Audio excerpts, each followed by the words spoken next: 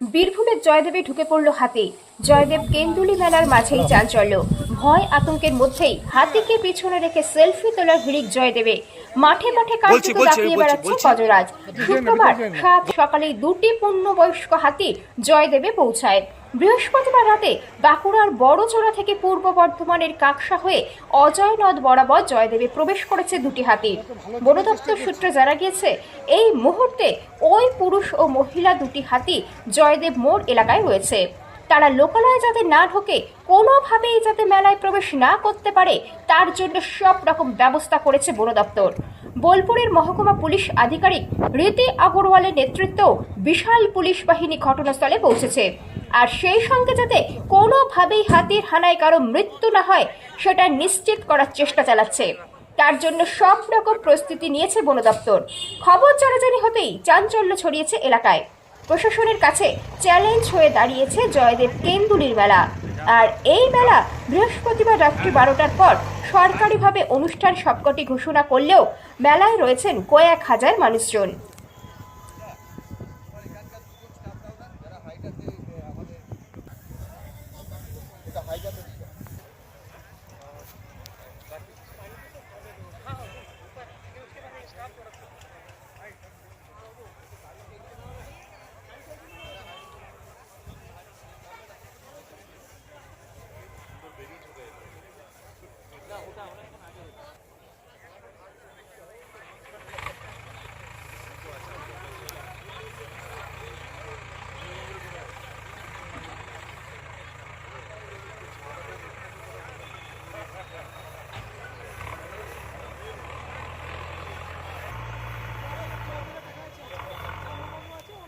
আমাদের একদম ছোট্ট গ্রাম, যে গ্রামের মানুষরা চোখের সামনে দেখতাম যে চিকিৎসা পাচ্ছে বা প্রায় পাচ্ছে না। 2013 সালের 13ই মার্চ আমরা আমাদের প্রথম যে বিল্ডিং রামকৃষ্ণ মেডিকেল সেন্টারে নার্সিংহোম হিসেবে 40 বেড দিয়ে শুরু করতে পেরেছিলাম। গরিবদেরকে ভীষণ ভালোবাসেন এবং তাদের কীভাবে ভালোভাবে চিকিৎসা পায় এবং আরও কীভাবে চিকিৎসা উন্নত করতে পারে, সব সময় সারা দিন সেই নিয়ে চিন্তা করে। আমি এবং আমার ওয়াইফ আমরা দুজনেই ফাউন্ডার ডিরেক্টর। আমাদের তো প্রথম শুরু হয়েছিল গাইনি আর জেনারেল সার্জারি। আমাদের যে বিভিন্ন ডিপার্টমেন্ট তারপরে পরপর শুরু হয়েছে, অর্থোপেডিক শুরু হয়েছে, আইসিইউ শুরু হয়েছে, ডায়ালিসিস শুরু হয়েছে, আই ডিপার্টমেন্ট শুরু হয়েছে, knee transplant, hip transplant, spine surgery, oncology, infertility department. আমাদের দুজন ইউরো সার্জন আছেন, যাতে আগামী দিনেও আপনাদের পাশে থেকে মানুষকে পরিষেবা দিতে পারি, এই আশাই করব আমরা। শ্যামলক্ষীদের যেটা বটবৃক্ষ, প্রত্যেকটা মানুষের পাশে উনি দাঁড়িয়েছেন। প্রথমত আমার একটা রোগ ছিল, বিবাহিত জীবনে মানুষের যদি বাচ্চা কাচ্চা না হয়, তার যেটা জলাতঙ্ক রোগ, সেটা উনি নির্মূল করেছেন।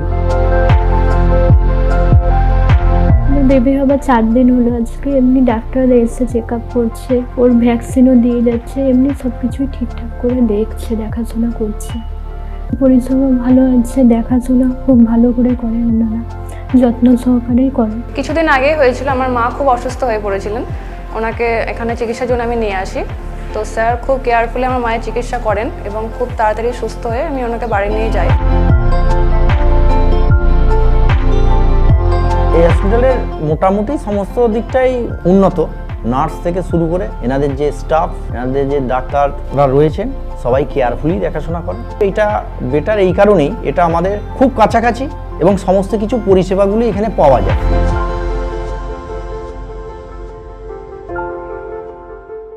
এই নার্সিংহোমটা শুরু হয়েছে 13/3/2013-তে। আজ 11 বছর হয়ে গেল। ডাক্তার শ্যামলক্ষীকে তো আমরা বাবার মতোই ভাবি। আমি তিরপলের তল থেকে দেখছি, আমরা যতগুলো ছেলে মেয়ে একসঙ্গে কাজ করি, সব এক পরিবারের মতোই কাজ করি। আমাদের এখানে এই জিনিসটা কোনোদিন তৈরি হয়নি কারোর মধ্যে যে এ ছোট, ও বড়, এর সঙ্গে কথা বলবো না, এ জুনিয়র, ও সিনিয়র। এইসব জিনিসটা কোনোদিন আমাদের মাথাতে আসেই না। আমরা সবাই একসঙ্গে এমনভাবে কাজ করি, সব এক পরিবারের মতোই কাজ করি। আমাদের এই নার্সিংহোমে অনেক স্টাফেরই বাচ্চা, যেমন আমারই নাতি এখন 4 বছর বয়স, তার পড়াশোনার খরচা সব দিচ্ছেন স্যার। শুধু আমাকেই দিচ্ছেন না, আরও অনেক আছে। আগে খেতাম ছানে, তারপরে এখন সবাই মিলে একসঙ্গে, স্যারও খেতেন, তারপরে আমরা একসঙ্গে এক পরিবারের মতো সবাই একসঙ্গে বসে খাওয়া দাওয়া, মানে পিকনিকের মতো, পিকনিকই করি এরকম।